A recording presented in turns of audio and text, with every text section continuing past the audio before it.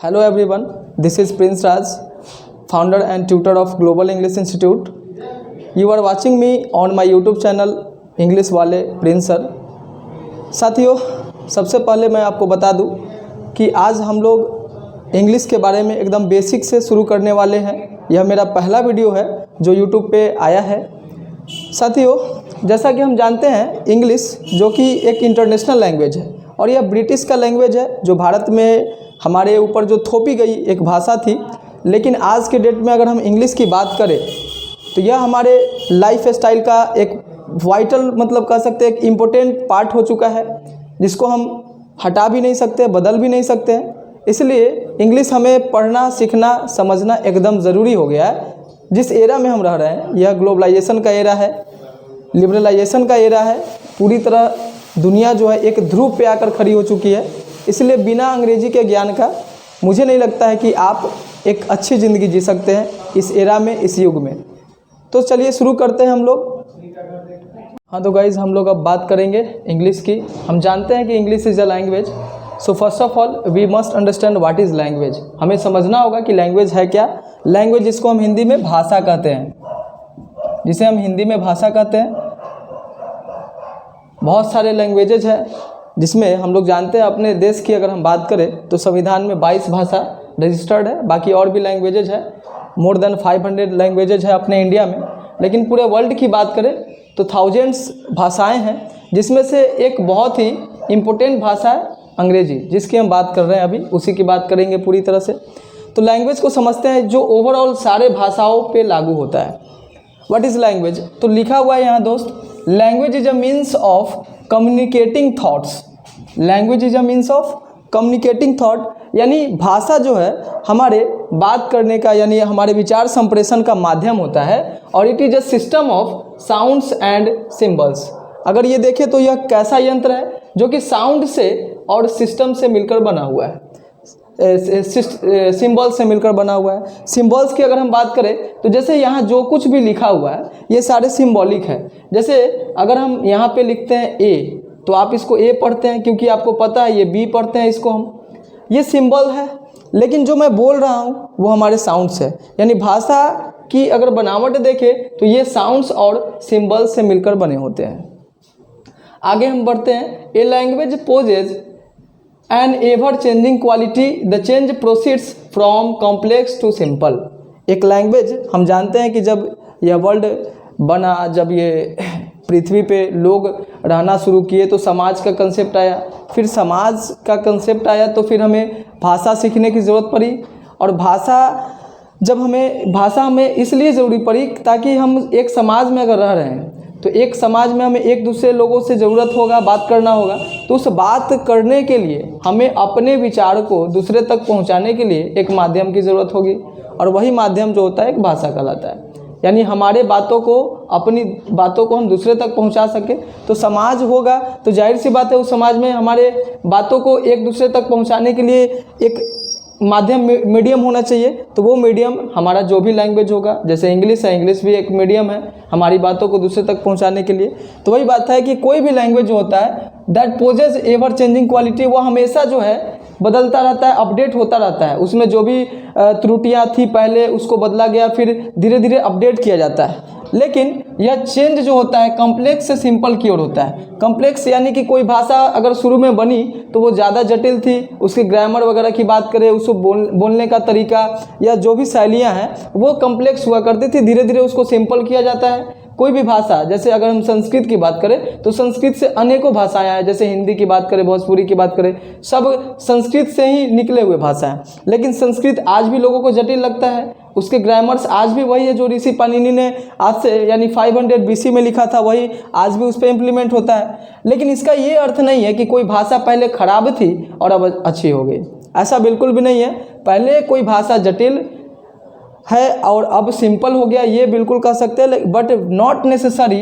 It is right to not tell that bad to good. ये बदलाव कोई खराब से अच्छी की ओर नहीं है, बल्कि एक कॉम्प्लेक्स से सिंप्लिसिटी की ओर है। अब आगे हम समझते हैं कि सोशेबिलिटी, जिसका अर्थ होता है समाजशीलता। Sociability is one of the salient features of a language, यानी किसी भाषा का किसी भी भाषा, अगर भाषा की हम बात करें तो सोशेबिलिटी यानी समाजशीलता जो होती है एक प्रमुख उसका फीचर्स है, प्रमुख एक गुण है समाजशीलता। यानी कोई भी भाषा क्या करता है, समाज निर्माण करने का काम करता है। और समाजशीलता जो एक समाज के लिए एकदम अति आवश्यक है, तो उसको एक कहने का अर्थ है कि एक फीचर्स है, टोटली फीचर्स है ये। It demands uniformity in a language for maintaining this it has grammar. और ये जो है सोशेबिलिटी क्या डिमांड करती है, यूनिफॉर्मिटी डिमांड करती है। यानी यूनिफॉर्मिटी का अर्थ होता है एक रूपता। यानी अगर एक समाज है तो उस समाज में जितने भी लोग रह रहे हैं, अगर मैं इस लिखने वाले वस्तु को मार्कर कहूँ तो आप भी इसको मार्कर ही समझे। इसके लिए एक यूनिफॉर्मिटी, एक रूपता होनी चाहिए। यानी ताकि मैं जो कहना चाह रहा हूँ, जो मैं शब्द का प्रयोग कर रहा हूँ, उसका यथावत मतलब आप भी वही समझे। इसके लिए उसमें यूनिफॉर्मिटी होने की ज़रूरत है। और ये यूनिफॉर्मिटी यानी कि उसमें शिष्टाचार डालने का काम कौन करेगा, ग्रामर करेगा। यानी ग्रामर जो है ओवरऑल पूरा नियंत्रण रखने का काम करेगा ताकि एक रूपता बनी रहे। जैसे हम लोग क्रिकेट खेलते हैं, फुटबॉल खेलते हैं तो सारे नियम कानून होते हैं, उसके बाउंड्री होते हैं। नहीं, वो इतना अगर एक सबका एक साइज़ होता है, सेपन साइज होता है, कितने बड़े ग्राउंड होंगे, तो उसी तरह से कोई भी लैंग्वेज हो उसके लिए ग्रामर वो एक रूल्स एंड रेगुलेशन का काम करती है, वो उस पर एक अपना डिसिप्लिन रखने का काम करती है। तो ग्रामर की बात अब हम करते हैं क्योंकि ग्रामर जो है लैंग्वेज का एक प्रमुख अंग है, क्योंकि बिना ग्रामर का हम लैंग्वेज को शुद्ध नहीं पढ़ सकते, नहीं समझ सकते। तो व्हाट इज़ ग्रामर, ग्रामर क्या है, तो एक एग्जांपल से समझते हैं। जैसे वी लिव इन इंडिया, हम लोग इंडिया में रहते हैं और इंडिया कैसे चलती है, इतना बड़ा देश कैसे सर्वाइव कर रही है।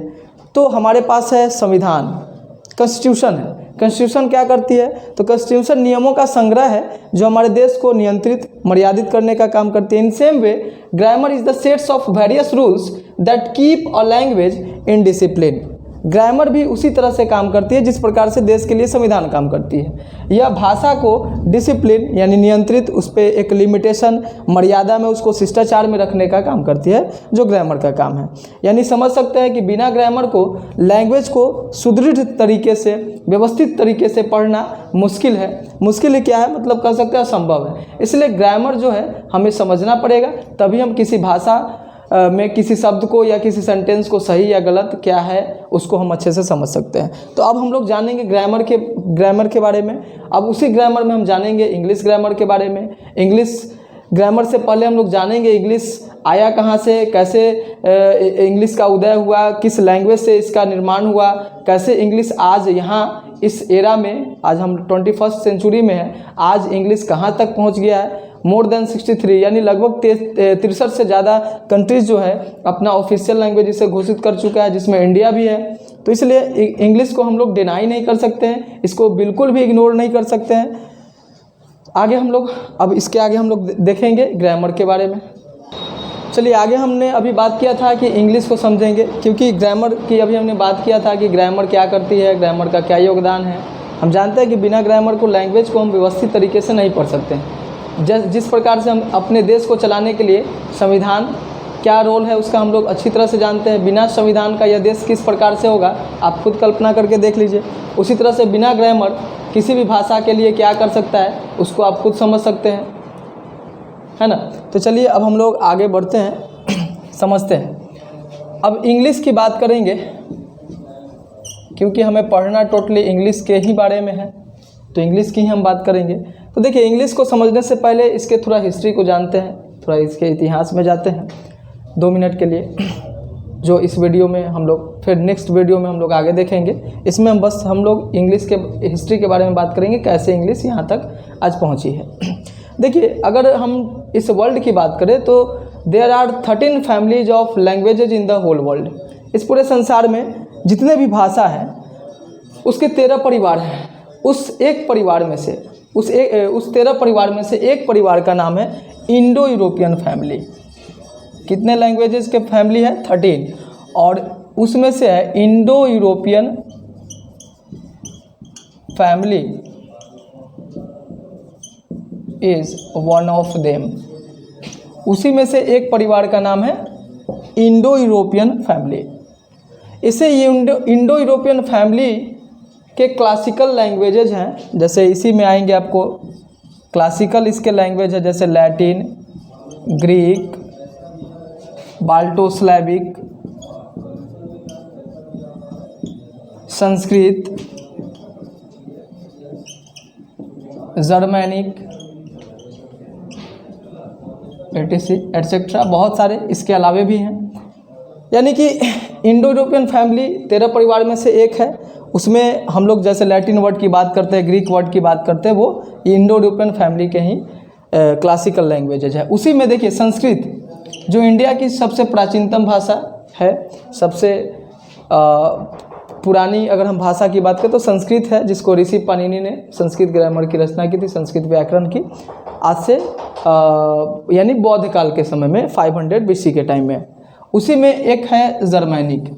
और जो हम अंग्रेज़ी पढ़ते हैं, जो आज हम इंग्लिश के बारे में जानते हैं या इंग्लिश को एक लैंग्वेज के तौर पे पढ़ते हैं, वो उस जर्मैनिक लैंग्वेज से ही निकल के आई है। यानी the English we speak today has evolved from Germanic. यानी जो आज हम अंग्रेजी की बात करते हैं, ये किस लैंग्वेज से आई है? क्लासिकल लैंग्वेज, जर्मैनिक लैंग्वेज से।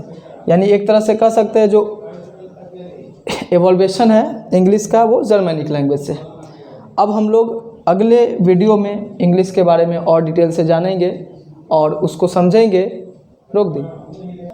नेक्स्ट वीडियो में हम लोग इसके बारे में और डिटेल से बात करेंगे कि इंग्लिश के वैरायटीज़ के बारे में बात करेंगे कि आज अब वर्ल्ड की बात करें तो मोर देन 65 कंट्रीज़ तो ऐसे ऑफिशियल, लेकिन उससे ज़्यादा कंट्री में आज अंग्रेज़ी बोले जाते हैं, अंग्रेज़ी पढ़ाए जाते हैं।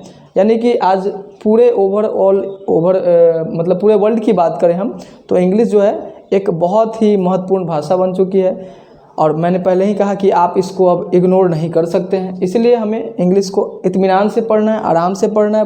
पूरा बेसिक से लेकर ऊपर तक हम लोग जाएंगे, पूरी एकदम इत्मीनान तरीके से। आप धैर्य बनाकर वीडियो देखेंगे, आपको एक एक चीज़ समझाया जाएगा।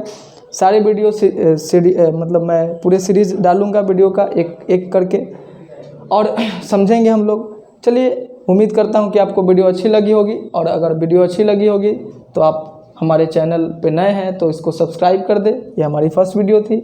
आपको कैसा लगा ये आप कमेंट करके हमें कमेंट सेक्शन में बताएं। Thank you. जय हिंद।